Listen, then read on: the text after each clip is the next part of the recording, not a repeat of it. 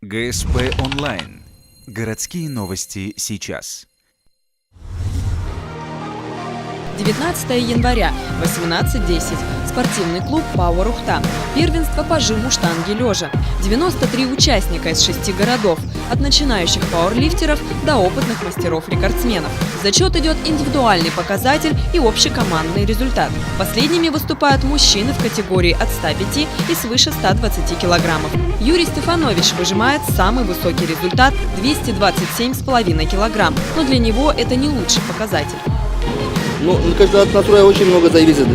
На данный момент я, допустим, был в районе 240, а, видимо, действительно с утра уже перегорел за целый день. И вот результат 227, то есть потерял 15-20 килограммов. То есть, да, если был бы хороший отдых, можно было гораздо результаты получше понять.